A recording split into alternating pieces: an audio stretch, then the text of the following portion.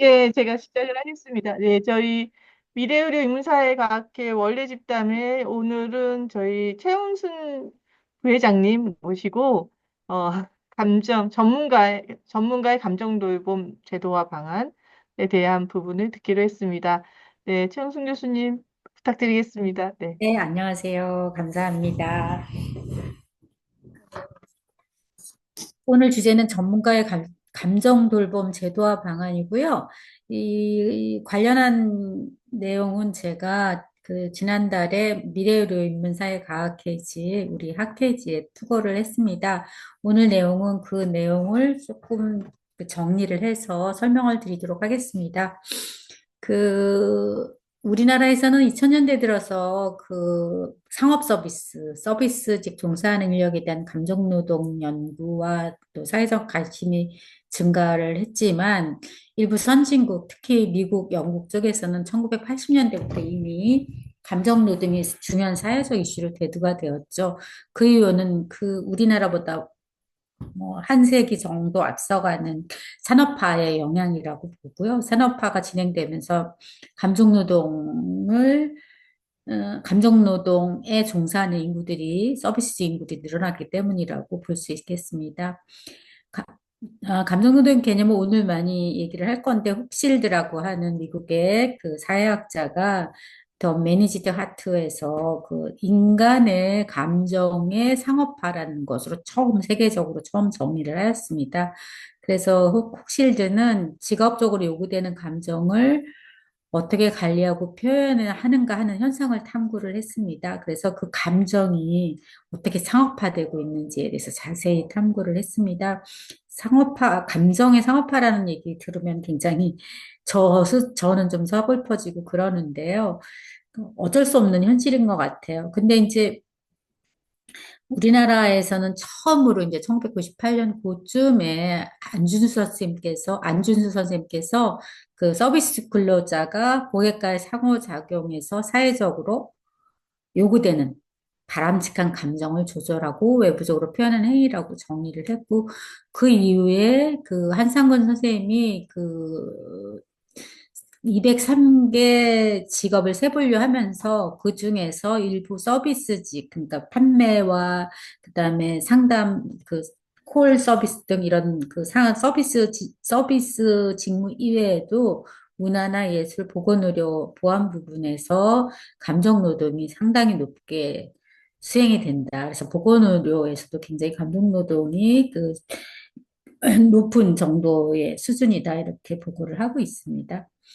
그럼에도 불구하고 우리나라에서는 보건의료 또 복지, 그다음에 교사들의 감정노동 관련 연구가 활발하게 되지 못했습니다.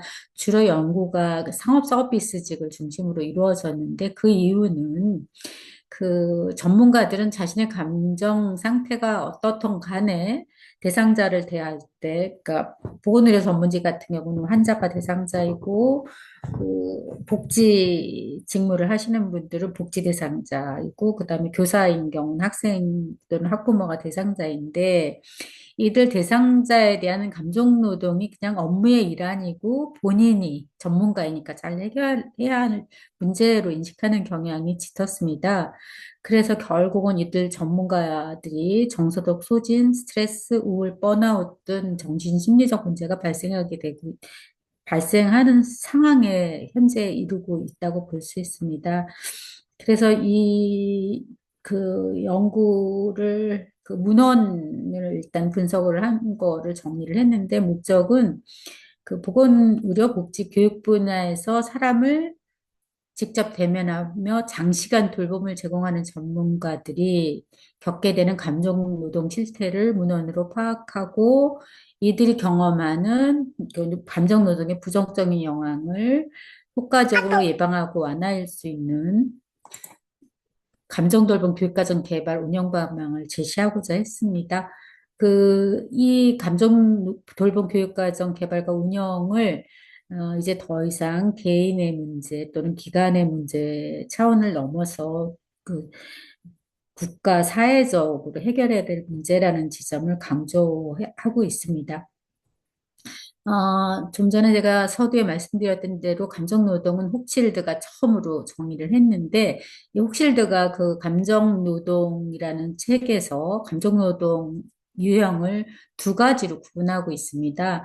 먼저 표면행동, 서피스 액팅과 심층행동, 딥 액팅입니다. 여기서 표면행동이라고 하면 자신의 감정이 어떻든지 간에 외부에는 자신의 감정을 감추고 그 대상자가 요구하는 또는 사회에서 요구하는 대로의 감정을 표현하는 거라서 결론적으로 말하면 본인의 감정을 숨기기 때문에 외부에 표현한 감정과 자기 감정이 왜곡이 될 수가 있습니다. 이런 경우는 상당히 문제가 발생하고 결국 이게 지속적으로 감정이 억압되면 스트레스나 번아웃으로 연결될 수 있습니다. 두 번째, 이제 혹실드가 정의한 감정 행위는 심층 행동인데, 이거는 그 표면 행동과 조금 다르게 본인이 외부적인 요구에서 표현해야 될 감정을 자신의 내적 변화도 함께 추구하는 겁니다. 그래서 실제로 그 현재 자기가 표현하는 감정을 느끼기 위해서 노력하는 겁니다. 그렇지만 이게 완벽하게 느끼기까지는 참 어려운 문제가 있어서 조금 좀 조심스럽기도 하고, 그렇지만 그래도 표면 행동보다는 훨씬 고객이나 대상자들의 기분에 맞춰서 본인의 감정을 조절하고 그 대상자들에게 공감하는 것, 공감적 경청, 공감적 피드백을 할 수 있는 것이 그 심층 행동이라고 보시면 됩니다. 그다음에 세 번째 감정 유형이 진심 행동이 있는 건인데, 이건 혹실드가 1983년 정의를 한 그 표면 행동, 심층 행동에 더해서 한 가지를 더 진심 행동이라고 정의를 했습니다.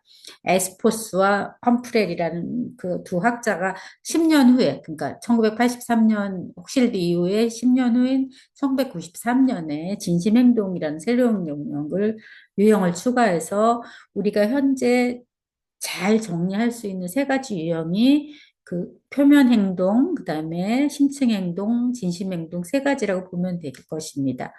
요거는 쭉 읽어보시면 되고, 요거를 가지고 정리를 했습니다. 먼저 표면 행동과 심층 행동, 진심 행동을 자세히 비교를 했습니다. 좀 전에 제가 말씀드렸듯이 표면 행동은 실제 감정과는 다르게 겉으로만 감정을 표현하는 행위로 정의할 수 있고요. 심층 행동은 감정을 내면에서 변화시켜 진심으로 느끼려는 행위. 그다음에 진심 행동은 자발적으로 실제 감정을 느끼고 그 감정과 같이 표현하는 행위. 그래서 세 가지가 좀 다를 수가 있죠. 결국 우리가 그 지향해야 될 거는 표면 행동이 아니라 적어도 심층 행동, 그다음에 가능하다면 진심 행동으로 연결되도록 우리가 구조나 기타 체계를 만들어야 되는 그런 책임이 있다고 볼 수 있습니다.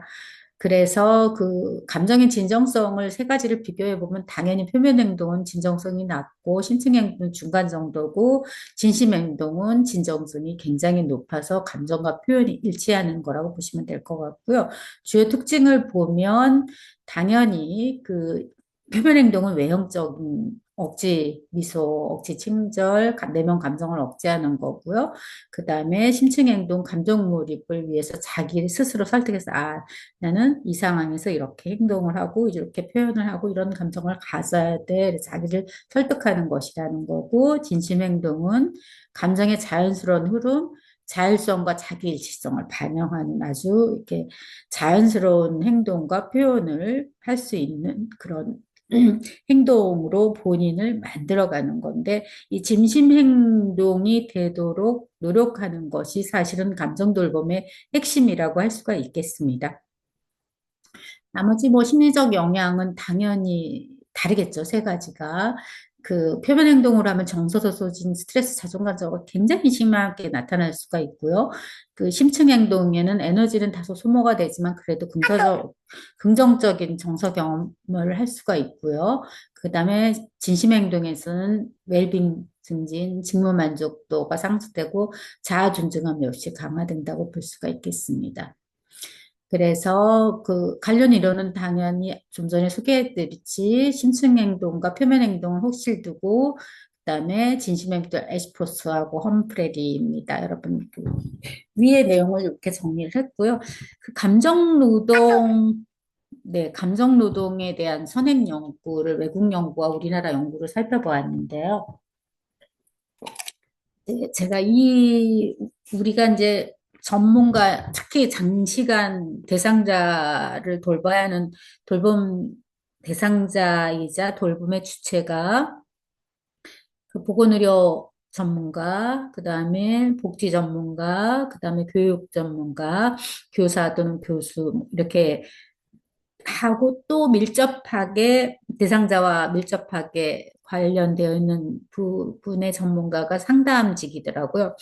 그래서 상담직까지 포괄을 하려고 생각을 해보니 상담직 같은 경우 이미 본인이 감정을 어떻게 관리하는지에 대해서 학부나 또는 그 대학원 과정에서 학습을 한 분들이라서 상담직은 제외하고 보건의료 전문직, 그 다음에 복지 전문직, 그 다음에 교육 전문가, 교사 또는 교수 이렇게 해서 그 선행 연구를 살펴보았습니다. 쭉 한번 요거는 그냥 보시면 다 알 수 있는 내용이고요.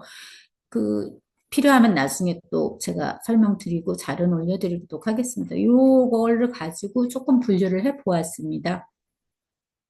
결국은 이렇게 선행연구, 국내 선행연구를 보니까 전문직 종사자, 아까 제가 말씀드린 네 가지 직종의 전문직 종사자의 감정노동이 심리적, 정서의 건강에 영향을 미치고 직무 만족과 조직 성과로 연결되고 이는 곧 고객이나 또는 학생, 그다음에 보건의료 전문가인 경우 환자이죠. 환자 관계에 복합적 영향을 미친다는 공통점을 발견할 수가 있었습니다.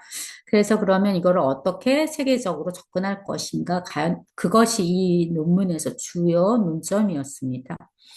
그래서 이제 위의 내용들을 도출하기 위해서 직군별로 좀 정리를 해봤는데요. 의사인 경우는 사실은 의사 대상의 연구가 많이 부족해요. 우리나라는 특히 부족하고요. 근데 제가 그 참고 문헌으로 쓴 논문들을 정리해서 의사 직군을 보니까 의사의 소진의 원인이 가중한 업무 행정 부담, 통제력 부족의 개선을 크게 그 소진이 된다고 나타났고요. 그다음에 그 의사들의 감정 노동은 뭐 역시 그 다른 전문직과 마찬가지로 정신건강에 문제가 발생하고 직무 만족도 감소로 이어진다는 그 외국의 연구 결과가 있고 이는 곧 조직의 그 환경 개선과 회복력 강화를 필요로 한다. 이렇게 정리가 되고 있고요. 그다음에 그 자쿠스키 일본 쪽 논문에서는 그 감정 노동은 환자의 관계 형성과 치료 가능성이 필수이다. 의사에게. 그렇죠. 감정 노동이 어쩔 수 없이 환자들을 대상으로 나타날 수밖에 없는 필수적인 건데, 그런데 이 감정 노동이 스트레스와 소진을 유발하고 있다. 이렇게 정리를 하고 있고요.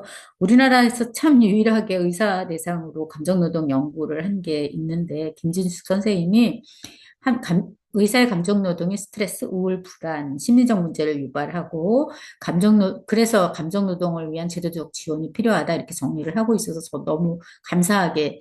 근데 이분이 그 의사만 한 게 아니라 간호사까지 포괄해서 이렇게 정리를 해주셔서 너무 감사해서 결국 우리가 의사나 또는 간호사들 보건 의료 전문가들은 결국은 감정 노동으로 인해서 심리적 부담이 스트레스로 연결되고 스트레스, 우울, 불안으로 연결되고 그게 결국은 번아웃으로 연결된다 이렇게 정리를 할 수가 있었습니다.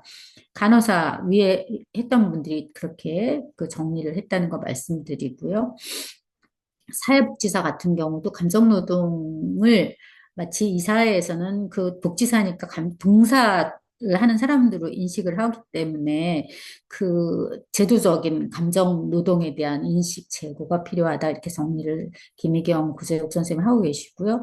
김민주 선생님께서는 사회복지사가 그래서 당연히 봉사를 해야 되는 사람들이니까 감정노동 연구가 부족하고 전문직으로서 정당한 감정노동 개념조차 없다. 이렇게 정리를 하고 있었습니다.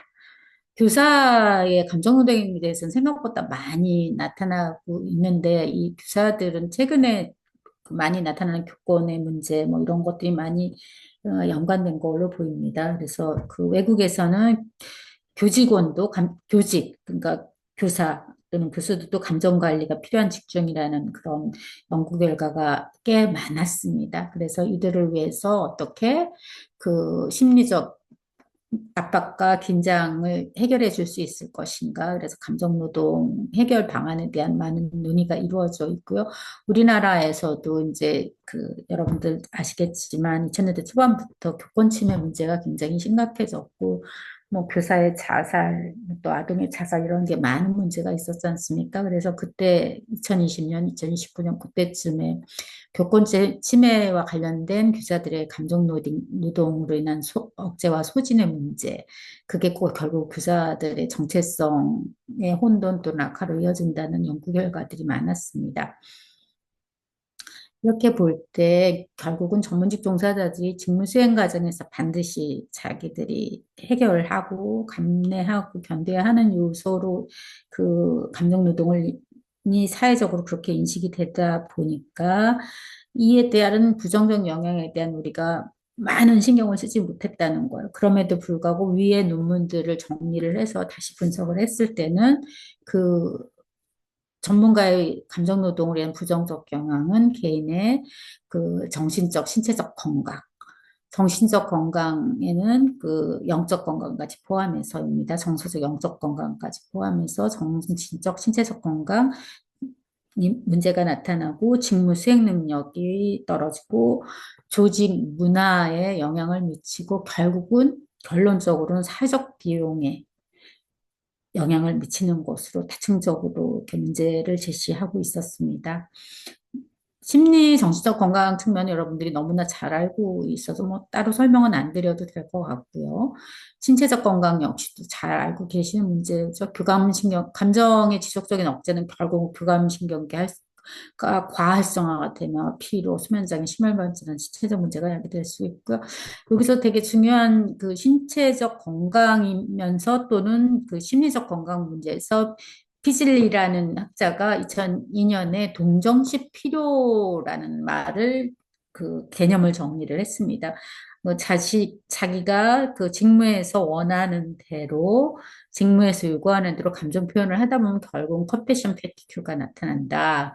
이게 신체적이나 정신적 탈진을 가속화한다. 이렇게 정리를 하고 있어서 저는 조금 이런 동정심 피로로 인한 게 감정 노동의 영향으로 굉장히 중요하게 다루어져야 되겠구나 이렇게 생각을 한 계기가 됐습니다. 세 번째 감정 노동의 부정적 영향은 직무 수행 측면에서 나타나는데요. 감정 노동이 직무 만족도와 직업적으로 자기 효능감을 상당히 저하시키겠죠, 당연히. 그래서 감정 노동 정도가 높아질수록 직무의 몰입도가 감소하는 거죠. 이 직무의 몰입도가 감소한다는 것 자체는 대상자를 향하는 마음이나 또는 행위 자체가 문제가 발생해서 성과에 영향을 미친다고 볼 수가 있을 것입니다. 그러면은 이렇게 정리가 되어 있고요. 네 번째 감정 노동으로 해서는 결국은 주변 대상자나 또는 주변의 대인관계와의 질에도 부정적인 영향을 미친다는 거죠. 이 부정적인 영향을 미치면 결국은 그거로 인해 발생하는 많은 문제들, 분노와 같은 부정적 감정이 나타날 수도 있고 또 긴장이 나타날 수 있고 그래서 우리가 이 부분을 잘 관리를 해야 될 필요성이 있는 것이겠죠. 다섯째는 조직 차원인데 마지막으로 조직 차원에 영향을 미치는 건 당연히 감정 노동이 심화되면서 생산성이 저하되는 거고 병가 증가되고 이직률 상승 등으로 이어지고 그것은 결국은 우리나라 국가가 부담해야 될 비용의 증가로 이루어진다는 것이죠. 그래서 결론적으로 말하면 감정 노동을 일어난 부정적인 영향은 단순한 직무 스트레스를 넘어서 개인이나 조직, 사회 전체에 걸쳐 광범위하게 부정적인 결과를 초래할 수 있다는 것이죠.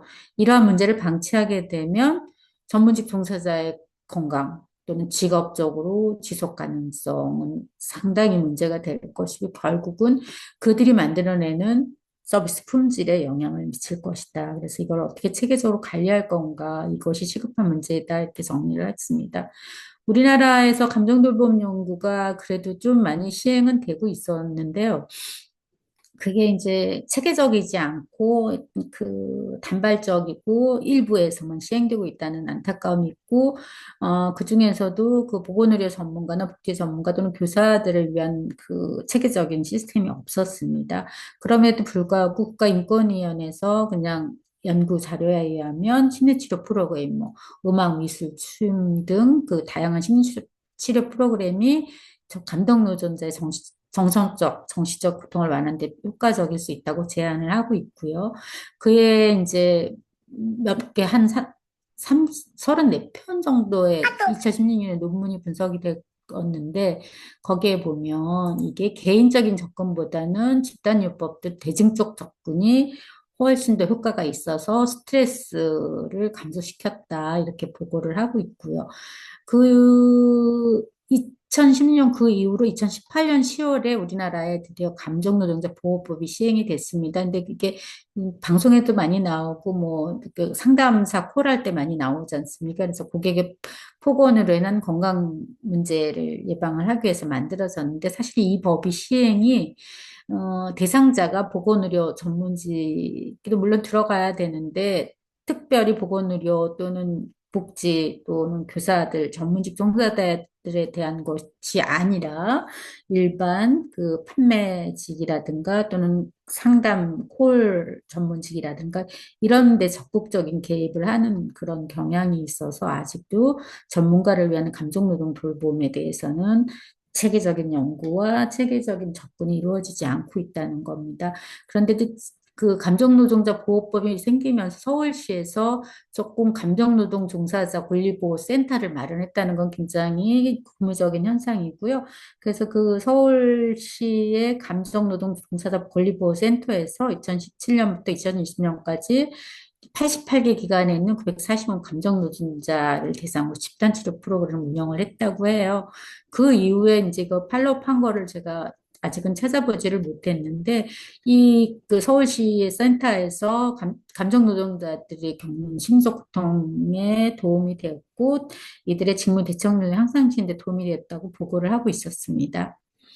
그런 배경에서 이제 대규모의 연구나 이 프로그램은 이 서울시의 감정노동 종사자 권리보호센터에서 이루어졌고 그 외의 것들은 주로 아주 극소수를 대상으로 뭐 그 집단 미술 치료나 그다음에 그 감정 부조화 조절 프로그램이라든가 그다음에 사회적 지지 프로그램이라든가 예술 치료 프로그램이 그냥 한 그 박사 논문이나 석사 논문을 위해서 단발적으로 시행이 됐었습니다. 그래서 이게 그 대상자가 한계가 있었고 이게 체계화되지 않고 이게 일회성에 그치고 지속 가능성이 없다는 그런 문제가 상당히 존재하는 그런 상황입니다. 그래서 결국 우리가 만들어야 될 거는 이 그 전문가의 감정돌봄 대안을 지속적으로, 지속 가능성 있는 어떤 과정이나 시스템을 만들어야 된다는 결론에 이르게 됐습니다. 그래서 그 제가 서두에 말씀드렸듯이 전문가의 감정 돌봄 대안을 마련하기 위해서는 그 심층 행동, 가능한 심층 행동과 이것이 더 나아지기 위해서는 진심 행동으로 이어질 수 있고, 그다음에 위에 나왔던 다양한 그 심리적 부담과 스트레스, 우울 증상, 번아웃 같은 것을 예방하기 위해서 이 대체 행동을 하려면 어떻게 구성해야 될 것인가를 그 논문을 검색해서 찾았습니다. 첫 번째는 인지 재구성을 해야 된다는 거죠. 자기 스스로 자기 감정을 조절하기 위해서 새로운 시각으로 자기 인지를 구성해야 한다는 것. 그 다음에 정서 분리죠. 업무에서 느끼는 정서와 내 실제 정서랑 분리할 수 있어야 한다는 거죠. 예를 들자면 일에다 감정을 섞지 않는 것. 일과 관련된 사람과 감정을 분리할 수 있는 정서 분리를 좀 해야 된다는 거고, 세 번째는 당연히 자기 돌보기죠. 자기를 돌보기 위한 어떤 방법을 스스로 가지고 그것으로 지속적으로 자기 감정을 돌보는 게 중요하다. 네 번째는 사회적 지원을 요청하는 거죠.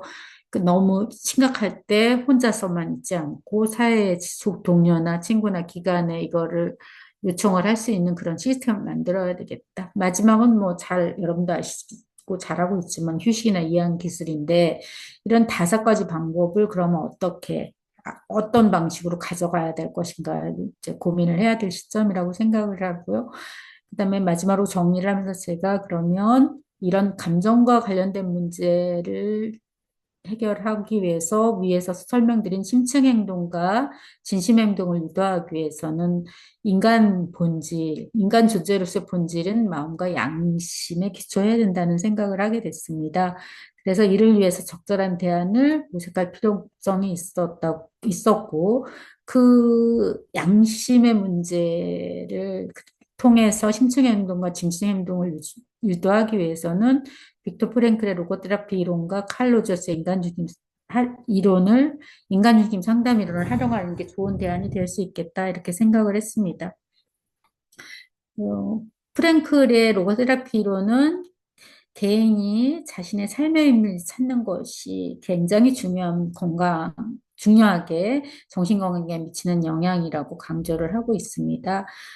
그다음에 그 본인의 삶의 의미를 찾는 것이 그 세 가지 가치, 즉 경험적 가치, 창조적 가치, 태도적 가치 세 가지가 있는데 그 중에서 태도적 가치가 가장 그 중요한 가치이며 그 인간이 어디에서도 어떤 의미를 발견할 수 있을 때는 어떤 고통도 견딜 수 있다는 거죠. 인간은 모두 삶의 의지를 찾고자 하는 의지를 가지고 있고 삶의 의미를 발견할 수 있는 존재라는 겁니다.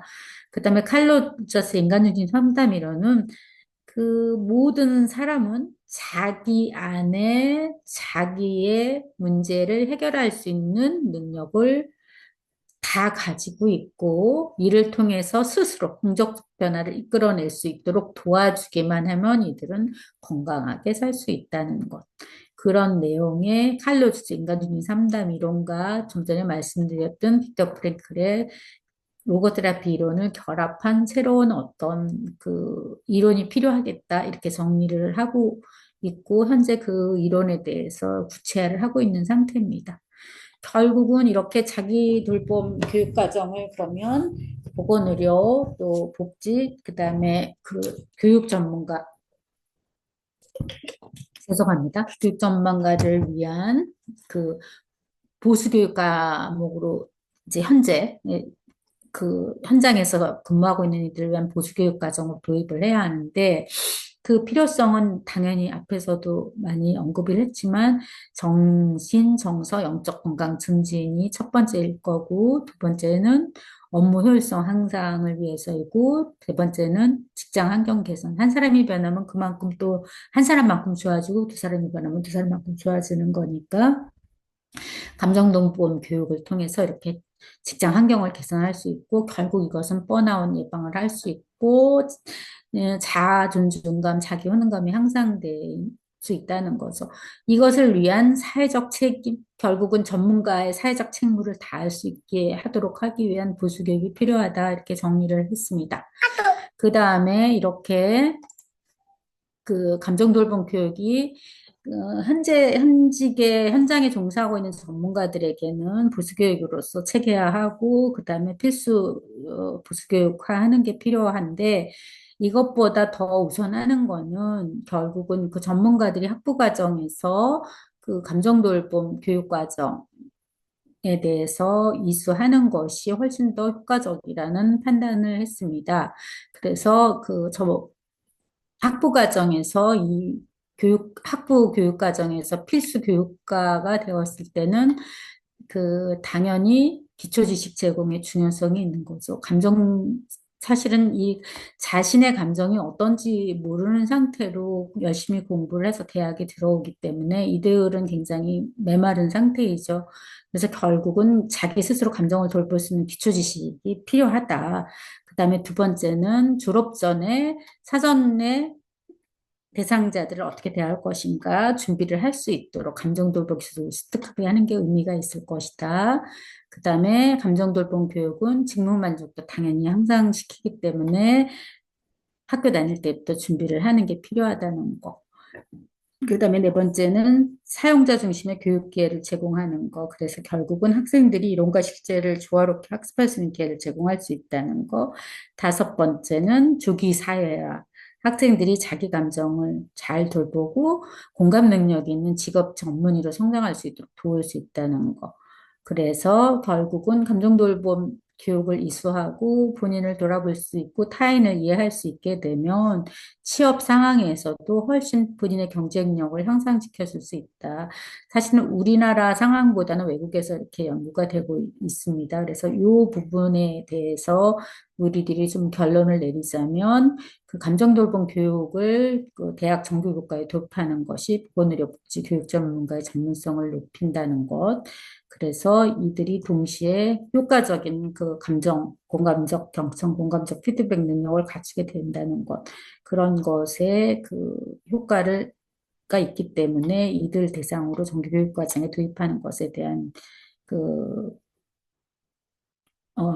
도입하는 것에 대해서 제가 주장을 하고 있습니다. 그럼 정리를 하도록 하겠습니다. 결국은 이제 보건의료 복지 교육 분야 전문가들이 정말 대상자와 오랫동안 상호작용을 하고 이 본인이 감정이 어떻든 내가 아프든 또 내가 어떤 그 슬픈 상황에서든 그것을 감추고 지속적으로 긍정적인 감정을 대상자에게 유지를 해야 되는 거지 않습니까? 이것은 이제 그동안에 우리 사회가 그 이들 전문가들은 너무나 당연히 그렇게 그런 행위를 하는 게 너무 당연하게 받아들여지고 있었는데 이거는 당연한 것이 아니고 전문직 종사자들 역시 똑같은 사람이고 이들도 심리적 부담, 스트레스, 우울증, 번아웃을 경험하게 될 수 있으니 이것을 효과적으로 관리하지 못한다면 이제는 너무나 많은 그 세대가 변하고 있지 않습니까? 그 예를 들면 베이비 부모 1세대, 2세대를 지나서 MZ 세대들이 이제 주역으로 주체로서 자리를 잡을 텐데 이들에게 더 이상 그 우리 사회가 요구했던 대로 전문직이니까 너희들의 문제를 해결할 수 있다. 이렇게 가면 안 된다는 거죠. 그래서 이거를 어떻게 할 것인가?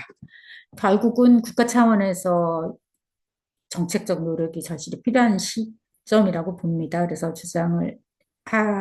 이런 주장을 하게 됐던 거고요. 그래서 감정 돌봄 역량을 강화할 수 있고 또 전문성을 보다 향상할 수 있는 교육과정과 이 교육과정 운영 도입에 대한 체계적 지원 방안 마련이 필요하다. 이렇게 정리를 했습니다. 그래서 제안을 할 세 가지를 하고 있는데요.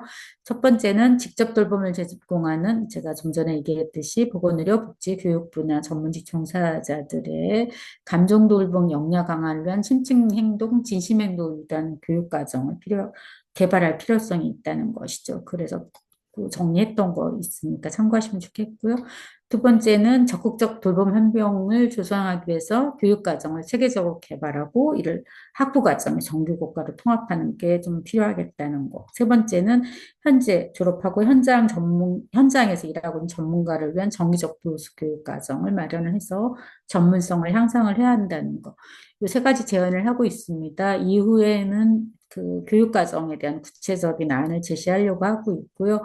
무엇보다도 중요한 것은 당연히 이 사회가 요구하는 그 전문가들의 감정, 그 전문가들의 헌신, 이런 것을 더 이상 이렇게 방치해서는 안 된다. 그래서 이들을 위해 무엇인가 국가가 할 수 있는 것을 해야 된다면 이것을 위한 감정 돌봄 교육 과정이다. 이렇게 정리를 하고 있습니다. 자, 제 이야기는 여기까지입니다. 네, 감사합니다. 고생하셨습니다. 네. 평소에 많이 말씀하셨던 내용이긴 하지만 정리를 잘 해주셔가지고 더 이해가 잘 되는 것 같습니다. 네, 그럼 오늘 또 처음 들으시는 분들도 있을 것 같고 또 궁금하신 부분들이 있을 것 같아서요. 혹시 들으시는 분들 중에서 질문이나 코멘트 있으시면 부탁드리겠습니다. 화면을 좀 더 켜실 수 있는 분들은 켜주셔도 좋을 것 같습니다. 네. 네. 반갑습니다. 네. 안녕하세요. 안녕하세요. 네. 지금 반갑습니다. 교토 유니버시티로 돼 있는데 현재 일본에 계신가요? 남순민 선생님. 네, 교수님 안녕하십니까? 오랜만에 뵙겠습니다. 현재 네, 네. 일본에 있습니다. 아, 네, 네. 안녕하세요. 네, 멀리서 안녕하십니까? 들어오셨습니다. 네, 네. 꼭 듣고 싶어서 들어왔습니다. 아, 감사합니다. 네, 네. 혹시 뭐 코멘트 하시거나 질문 하실 게 있으실까요? 네. 아, 아닙니다. 저도, 잠시, 선생님, 안 네. 들립니다. 아, 네. 예, 죄송합니다. 잠시 주변에 아닙니다. 허락을 구하느라. 네. 제가 갑자기 말해서. 먼저 감사드립니다. 그래서 저도 하고 있는 지금 연구도 다 이제 고령자분들과 관계된 연구를 하고 있어서 이제 네. 사회복지사나 의료인이나 뭐 이런 거 죽음과 관련된 서비스, 이게 늙어가시는 분들에 대한 서비스를 뭘 해야 되는지 이제 고민을 하는 부분에서 이런 부분들이 어, 어떻게 해야 될지 이곳에서도 논의가 많이 되고 있어서 아, 어떻게 제도적인 방식으로 지원을 해줄 수 있을까? 근데 이게 여기에서는 저희는 꼭 국가에서만 하고 있는 건 아니고 오히려 민간에서 먼저 이런 서비스를 하려고 한다는 차원에서 조금 더 아, 다른 방식도 네, 또 그다음에 상당히 민간 일이기 때문에 특히 또 예를 들어 사업체가 먼저 하려고 지금 또 추진하는 측면도 있어서 만약에 이렇게 됐을 때 지금 국가 차원에서도 이렇게 체계적으로 정규 교육 과정이나 보수 교육이나 특히 뭐 공무원 대상이나 의료인 대상은 좀 특수한 직역이니까 전문 직여도 이렇게 접근할 수 있다면 혹시 그 국가 차원이 아니라 민간 차원이나 특정한 뭐 기업 차원에서 지원할 수 있다면 또 어떤 차이점이 있을까? 아니면 좀 더 다르게 더 어, 뭔가 주목해서 아니면 좀 더 무게를 둬서 추진할 수 있는 점이 있을까? 그런 게 이제 제일 궁금해서 한번 듣고 의견을 구하고 싶었고요. 두 번째는 지금 말씀해 주신 거 쭉 듣다 보니 생각나는 게 어쨌건 보수교육도 시행해야 되고 그다음에 뭐 특별하게 교육과정에서도 뭔가 교육이 정식적으로 들어간다고 하면은 이런 부분은 누가 할 수 있을까? 그리고 교육의 효과는 나중에 보겠지만 현재 잘 해야 되는 것도 교육의 중요한 부분이라고 생각을 하고 있는데 그런 점에서 이제 이 질 관리를 어떻게 할 것인가 만들어 놓으면 다 다른 분들이 들어가서 아시겠지만 다 다른 방식으로 교육하고 잘 될까 안 될까 시스템만으로는 부족한 부분이 있는데 오늘 교수님께서 이런 부분에 아이디어를 갖고 계실 거라고 생각을 해서 한번 여쭤보고 싶었습니다. 아까 심리 하시는 분들은 뭐 본인들이 이런 과정을 겪어서 괜찮을 수도 있는데 만약 이런 분들이 전문가 직역이나 뭐 특정 직역에 대해서 모두 같은 감정이나 뭐 또는 심층 행동이나 진심 행동까지 이끌어내거나 적절한 코멘트를 주기도 어려운 상황도 있다고 생각을 해서요. 예를 들어서 뭐 병원 안에서는 병원 안에서 조직 내에서 선배나 교수, 뭐 지도 전문의가 이렇게 얘기를 해줄 수도 있는 부분이 동일하게 해도 더 잘 되는 부분이 있는데 혹시 이런 직역에 따른 뭔가 특수성도 고려해야 될 부분이 있다면 이런 질관리 차원에서 어떤 자격이나 또는 어떤 역량을 갖추는 게 좋다고 생각하시는지 의견을 듣고 싶습니다. 죄송합니다. 너무 아유, 길었습니다. 네, 아닙니다. 아우, 너무, 감사합니다. 이렇게 관심 가져주셔서 감사하고, 저도 이거 한 30년째 계속 고민하던 문제예요. 근데 이제, 한 가지 예를 들어드리면, 우리나라에 이제 호스피스 완화로에 관한 법률이 제정이 되고, 그거에 관련된 연구 보고서를 제가 몇 편을 쓰고, 그다음에 법 제도화를 하면서, 이게 법 제도화로 끝나서는 안 된다는 생각을 하고, 바로 그 다음에부터, 그 법 제정 이후부터, 아름다운 삶, 아름답고 존엄한 삶이라는 교육 과정을 아예 정부 차원에서 이제 똑같이는 할 수 없지만 그래도 내용은 같아야 된다는 생각 때문에 교육과정을 개발을 해서 저희 건강보험 정책연구원, 그러니까 건강보험공단 예산으로 각 지역의 복지관, 그다음에 필요로 하는 곳에 다 강사까지 저희들이 양성을 해서 파견을 하는 거를 해봤습니다. 물론 그게 이제 제가 그 조직을 떠나고 나니까 아무리 특허를 내서 교육과정을 운영했지만 그게 지속 가능성이 없어서 제가 되게 안타까웠어요. 그래서 최근에 이제 그렇게 어떤 기관 차원으로 접근하는, 그때는 이제 시범 사업이었기 때문에 아직 그 호스피스 완화론에 관한 법률, 그다음에 사전연명 의료 요양서에 관련된 거는 법 제도화가 됐지만 교육과정은 제도화되기 전에 시범 사업을 하다 제가 결국은 그 건강이나 뭐 기타 문제로 그 조직을 떠나면서 그게 이어지지는 못했는데 그때 계획은 저는 이런 교육 과정은 누가 해도 같은 내용이 담겨야 된다는 생각이 굉장히 강했습니다. 뭐 자칫, 어떤 분들이 입장에서는 그게 너무나 고집이고 너무나 경직된 사고라고 할 수가 있지만 같은 그 철학을 공유하고 그런 정체성이 같은 교육자가 그 교육을 했을 때 의미가 있고 또 훨씬 더 효과적이라고 생각을 해서 그때 양성했던 그 교육자들이 또 교육자가 돼서 양성하고 그런 시스템을 제가 마련을 했었는데 결국 그게 안타깝게도 중단이 됐었거든요. 그래서 결국은 여기서 중요한 거는 교육과정 개발은 몇몇의 학자가 할 수가 있습니다. 근데 그거를 임플리멘테이션하고 프랙티스 하는 거는 상당히 많은 전문가가 필요한 거죠. 그래서 그러면 그 교육자를 어떻게 양성할 것인가. 네. 그래서 이제 최근에는 그 각 병원들에는 그 보건안전 관리자를 이제 이전에는 300인 이상의 기관인데 이제는 다 그게 완화가 돼서 모든 기관이 둘 수 있도록 하고 있고요. 물론 300인 이상은 규정해서 정해서 반드시 둬야지만 300인 이하는 아직 그런 상태는 아니고요. 그 다음에 보수교육은 이제 전문가 보수교육은 당연히 우리가 이수를 해야 되는 거죠. 그렇다면 그 교육자는 처음에, 예를 들면 제가 만든 이론에 의해서 교육과정이 개발이 된다면 그것에 따라서 그 교육생을 하는데 그 대상자는 현재 그 보건안전관리자처럼 똑같이 뭐 환자안전 뭐 윤리관리자가 될 수도 있고 또는 뭐 감정돌봄의 그 관리자가 될 수도 있겠고 그렇죠. 그래서 그런 제도를 좀 만들어 가야 된다는 거고 그 외에 그 학부과정의 교육과정은 교수진이 새롭게 그 교육과정에 들어와서 공부를 하시면 충분히 강의를 할 수가 있는 거죠. 그래서 조금 국가 차원에서 교육과정 개발에 대한 투자를 해야 되고 그 교육을 담당할 인력에 대한 투자가 필요하다. 저는 이렇게 생각하고 이미 대형 병원에는 교육을 담당하는 교육 전문, 수간호사, 교육 전문 팀장, 뭐 진료의 교육 전문, 진료부서, 진료지원부서 이런 게 있으니까 좀 활용할 수가 있대. 다만 교육과정을 잘 개발해서 그들에게 보급하는 게 필요하고 문제는 잘 개발된 교육과정마저도 그게 지속 가능성이 없을 때는 문제가 되니까 이걸 제도적으로 조금은 예를 들면 산업안전관리자는 반드시 뭐뭐를 해야 된다. 뭐 교육 담당자는 반드시 뭐뭐를 해야 된다. 이런 규정이 있지 않습니까? 전문직에 대해서는 그럼 잡 디스크립션에 그걸 넣어야 되지 않겠는가?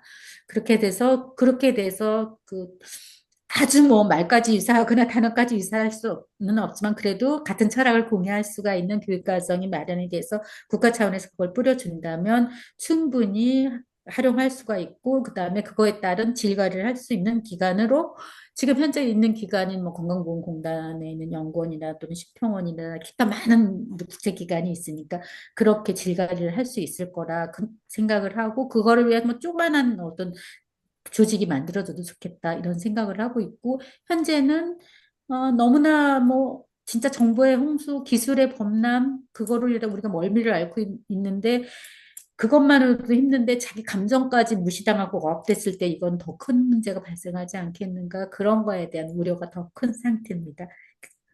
네, 충분한 답이 되지 아직은 구체화된 게 없어서 죄송합니다. 선생님. 앞으로 계속 소통할 수 있으면 감사하겠습니다. 예, 네, 아닙니다. 충분한데 감사합니다. 감사합니다. 예. 근데 한 가지 지금 말씀하신 거에서 이게 이제 교육자 교육이나 컨텐츠는 그렇게 개발되면 좋을 것 같은데 네. 그 감정 노동 돌봄 대상자들한테는 네. 이거를 받는 거를 아까 보수 교육이나 이제 교육에서 해야 된다고 말씀하셨지만 그거를 조금 더 그러니까 뭐 산업안전 교육이나 뭐 저희 그 의료기관에도 보면은 네. 연말에 막 필수 교육 받아야 되는 게 되게 많더라고요. 저희 이제 맞아요. 직원 입장에서. 네. 그래서 그런 받아야 되는 뭐 예를 들면 성폭행에 대한 부분 뭐 이런 것도 다 이제 교육을 받아야 되는 게 있잖아요. 그러니까 그렇게 꼭 이수를 그 직종의 보수 교육이 아니라 뭐냐면 의사로서의 보수 교육이 아니라 이제 뭐 직원으로서의 직원한테 교육해야 될 컨텐츠로서 보수 교육해서 뭐 1년에 2시간씩을 넣는다든지 네. 뭐 초반에 몇 시간을 하고 뭐 계속 뭐 아니면은 EMR 저기 뭐죠?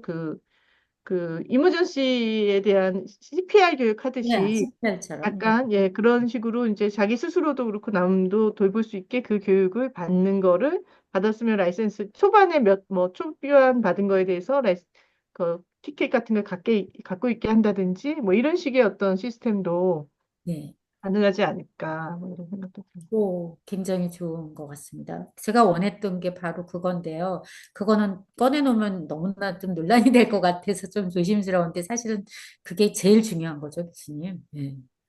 그다음에 이제 저는 생각하고 있는 그 미술치료 교육상담사가 제가 수련 전문가이기도 하거든요. 근데 미술치료라기보다는 이건 사실 교육상담사가 필요한 거잖아요. 감정 돌봄을 위한 교육상담사. 그래서 교육상담사의 역할도 하면서 예를 들면 뭐 그 간호부의 그 교육팀장이기도 하면서 또 뭐 진료지원부서 팀장이기도 하면서 이런 분들을 대상으로 교육자를 또 우선 먼저 양성을 하고 그다음에 정규교육으로 가고 이런 시스템을 갖추는 게 사실 가장 바람직하다는 생각을 하고 예, 있어요. 그러니까 저희가 환자 안전 교육도 정기적으로 환자 안전 그 관리자한테 받게 하는데 그 사람은 또 직원한테 환자 안전 교육을 해야 되거든요. 그쵸, 예. 예, 근데 이제 어떻게 보면 이게 완전 환자 안전 윤리라는 카테고리에 들어가면 네, 그러니까 직원들이 감정 관리를 하게 하고 그게 환자 안전 교육에 이제 예를 들면 환자 안전에도 연결될 수 있다. 뭐 이러면 이제 그런 방식으로 하든지 이렇게 다양하게 지금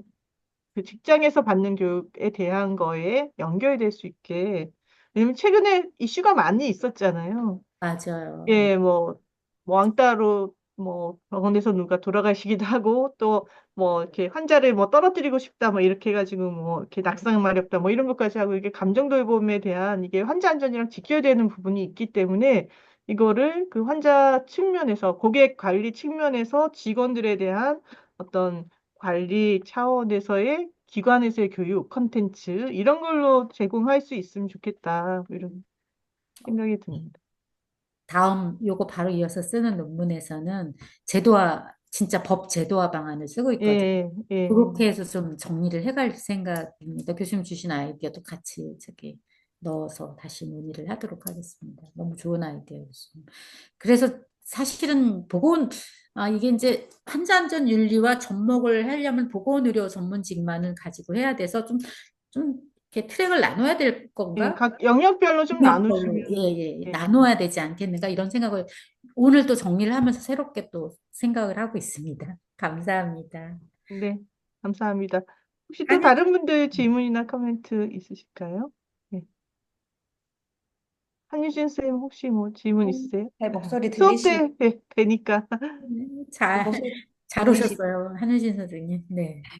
네, 저는 지리산은 아니고 제가 지금 하는 업무가 이제 방문 진료를 가서 거기에 뭐 한의사 이렇게 통합돌봄 한의사 감수 사회복지사 대상으로 올해 뭐 직능별 교육이랑 그런 특강도 계획을 하고 있었는데 아, 진료 현장을 참 많이 갔었는데 제공자에 대한 감정 돌봄에 대해서 고려하지 못했다는 제가 좀 부끄러웠고요. 그리고 특강으로 약간 감정 돌봄 말씀하신 것처럼 감정 돌봄이 잘 관리가 되어야지 환자한테 미치는 영향이 긍정적으로 될 수 있는 거니까 그런 거를 좀 구성해봐도 좋겠다는 아이디어를 얻었습니다. 아유, 감사합니다. 언제든지 필요하시면 요청하시면 네. 네, 감사합니다. 선생님께서 교육을 받으시는 것도 좋을 것 같습니다. 예, 예, TOT 교육. 제가 네. 목격하는 건 사실 TOT거든요. 그 교육자 교육 과정. 네. 네, 지금 또 뭐 강선주 교수님, 김하나 교수님 같이 들어와 계시는데 혹시 의견 있으시거나 예, 질문 있으시면 말씀 주십시오. 저는 강선생 다른 것 때문에 학생들이 와가지고 늦게 들어와서 뒷부분에 좀 들었는데 굉장히 좋은 연구를 하고 계시고 굉장히 음, 필요한 필요하다는 생각도 들고 근데 이제 아까 학부 과정에서 배우면 좋긴 하는데 그래서 이제 간호대에서는 보통 저희가 의사소통론도 배우고 뭐 정신간호도 하고 간호관리학에서도 그 직장 내에서 이런 부분들도 다 다루긴 하는데, 그거를, 교수님이, 그러니까 간호학 학부에서 한다라고 하면은 여기 또 국시가 있고 하니까 이거 어느 과목에서 하느냐, 막 근데 그거를 아마 부분은 하고 있는데, 어제 저는 우연히 여기 연대 간호대학에서 기부금인가 그 감사회 뭐 밤해서 이렇게 갔었거든요. 했더니 거기 간호대학을 졸업하셨는데 그분이 상담 코치를 자기는 이제 다 배웠다. 그 어, 전문해서 본인이 하는 일도 역할도 그거야. 간호사도 하지만 지역사회에서 이제 본인이 그런 걸 하는 데서 굉장히 그쪽으로 간호사는 기본적으로 기본이 돼 있으니까 거기에다 본인이 코칭하는 것까지 이렇게 배우니까 굉장히 잘 이렇게 접목이 됐다라는 생각도 하면서 이게 학부에서는 저희가 환자 안전도 처음에 필요성이 있다. 그럼 학부부터 좀 배워야 되겠다. 막 이런 얘기를 했는데 이제 아무래도 학부에서는 이거를 뭐 임상 나가서 실습하도록 옵저베이션만 하잖아요. 그런 상황에서 학생들은 그러니까 깊이의 문제인 것 같아요. 그래서 학부 때도 이런 거를 어느 정도는 해놓고 나중에 또 임상에 나가서 간호사들한테 이제 오리엔테이션 할 때도 또 하지만 저희 전문 간호사 과정들도 있잖아요. 노인도 있고 그럼 거기선 정말 그 사람들은 코칭까지도 할 수 있는 뭔가 이렇게 조금 이렇게 다양한 레벨에서 깊이랑 이런 거가 좀 되면은 좋을 것 같다는 생각이 들었고 최영순 교수님이 정말 이렇게 다양하게 그동안 많이 하셔가지고 요즘에 이제 그냥 쓰시면 되는 거예요. 너무 놀랐습니다. 그래서 오늘 이렇게 많이 이렇게 전 가끔 요즘 지금 한글로 논문 쓰니까 너무 힘든 거예요. 말도 안 나서 어제도 저희 할 때 이렇게 제가 쓴 글을 보고 아니 이거 무슨 초등학생이 쓴 글도 아니고 왜 이런가 했는데 교수님 워낙 이렇게 책도 많이 읽으시고 책도 쓰시고 그래서 굉장히 유연한 사고에 다양하게 이렇게 하시는 것 같아서 제가 오늘 깜짝 놀랐습니다. 그래서 많이 배웠습니다, 교수님. 아이, 별 말씀을 네. 교수님. 저도 정신간호를 가르쳤던 사람이잖아요. 지역사회 정신간호. 근데 이게 사실은 우리 의학에서도 그렇고, 그러니까 간호학에서도 그렇고, 전문 간호사에게도 그렇고, 대상자를 위한 것만 있어요. 대상자를 위한 거. 의사소통도 대상자를 위한 거. 정신건강도 대상자를 위한 거. 사실은 나를 빼놓고 나면은 타인이 없는 건데도 불구하고 우리가 그런 시각을 좀 못 갖췄다는 게 외국에는 이미 사랑학개론, 행복학개론, 뭐 이렇게 감정학개론 이런 것들이 다 있거든요. 그럼 우리도 그거를 근데 사실은 간호학이나 의학 같은 경우는 어느 과목 속에 녹아내면 될 것 같아요. 이거를 몇 시간을 이렇게 잘 정리해서 교육과정으로 예를 들면 이게 보통 6회기 제가 그때 호스피스 아나우리오에 관한 그 아름다운 삶과 죽음에 대한 거 할 때 6회기 정도를 아주 깔끔하게 끝내면 정말 인식이 달라지더라고. 그때 사실 우리 학생들한테 6시간 강의하는 거 그다지 어렵지 않잖아요. 그렇죠? 그럼 어느 과목에 녹아낼 수 있지 않을까? 이렇게 좀 생각을 하고 있고 뭐 강전수 교수님이 연구는 저보다 훨씬 더 많이 하시는데 그렇게 또 칭찬을 주셔서 정말 갑자기 문득 말을 모르겠고요. 그래서 같이 고민을 하다 보면 또 많은 그 안이 나올 것 같고 이 감정 돌봄이라는 언어 잠시 소개를 하면 사실은 제가 개발한 교육 과정은 로고테라피와 인간주의 상담 이론과 미술 치료를 결합한 로고 아트웍 교육 과정을 이제 아프리카에서 벌써 한 4년 됐거든요. 이렇게 운영하고 있는데 김소영 교수님이 연초에 같이 그런 얘기를 하게 됐어요. 로고아트웍 하면 모든 사람이 알아듣지도 못하고 심지어 전문가인 김소영 교수님 자신도 이게 와닿지 않는다. 그래서 그럼 뭐가 좋을까? 그래서 고민을 막 하다가 계속 디스커션을 한 거예요. 김소영 교수님하고 앉아가지고 저희들이 잘 아는 그렇게 돼서 감정 돌봄 이건 맞다. 이게 훨씬 사회에 임팩을 줄 수 있겠다. 그래서 감정 돌봄 언어를 그러니까 그 신조어를 하나 만들었답니다. 그렇게 되고 나니까 이게 많은 것이 좀 저한테 쉬워졌어요. 보고서 쓰기도 쉬워졌고, 그 논문 쓰기도 쉬워졌고. 그래서 이런 디스커션이 너무나 필요한 시점이다 생각이 들고, 이후에 같이 논의할 때 강선재 교수님도 같이 논의해 주시면, 네, 간호대 어떻게 할 것인가. 아니, 지금 얘기하시니까, 네, 그거 이렇게 얘기하시니까 저도 쉽게 다가가는데, 교수님이 저희 어디 단톡방에 그 좀 전에 말씀하신 거, 뭐지? 이게 막 이렇게 된 거예요. 그래서 그쵸. 예. 사람들한테 저희가 논문 쓸 때도 정말 이게 누구 독자가 읽어서 쉽게 이해가 되는데, 막 어렵게 쓰면, 아니, 본인 논문만 쓰려고, 그렇게 생각이 되는데, 이게 딱 이렇게 하니까 쉽게 받아들여서 되게 좋았습니다. 예, 예. 감사합니다. 네, 감사합니다. 감사합니다. 예, 저희 또 화기애애한 분위기가 좋은 것 같습니다. 지금 좀 전에 잠깐 말씀하셨지만 간호대 얘기하셔서 저도 의대 강의를 네, 예를 네, 들면 환자 안전도 선택 과목으로 하고 네. 또 그 국제보건 미래의학도 선택 과목으로 해서 한 몇 년 하다 보니까 또 그러니까 한 선택 과목으로 하면은 2시간짜리 1학기 그러니까 7주 뭐 14시간 또는 뭐 28시간짜리를 선택으로 했는데 그게 나중에 2시간짜리 전체한테 들어가는 그냥 2시간은 요약되기도 하고 뭐 이렇게 아, 되지만 그게 2시간을 내는 게 쉽지가 않거든요. 전체한테 하는 2시간. 그래서 이제 그런 식으로 몇 년 동안 이렇게 좀 선택 과목으로 운영해보는 것도 괜찮겠다 이런 생각도 듭니다. 학부에서는. 예. 이제 다음 학기에 좀 시작을 해보려고 예, 합니다. 개설하거나 우리 또 네, 보건대학원도 한번 개설해보고 뭐 이런 것도 좋을 것 같습니다. 네, 네, 네. 그러면 그래서 한 10년 후면은 제도화돼 있을 것 같은데 네, 네, 네, 지금 시작하면. 네, 네, 네, 네. 네, 어쨌든 감사드리고 오늘 또 시간이 많이 지나서 오늘 또 특히 예, 교토대학에서 참석해 주셔서 감사드리고 예, 많은 토론도 감사드립니다. 네. 그럼 다시 네. 한번 감사드리면서 마치도록 하겠습니다. 네, 감사합니다. 감사합니다. 네, 네. 네, 감사합니다. 감사합니다. 네. 네.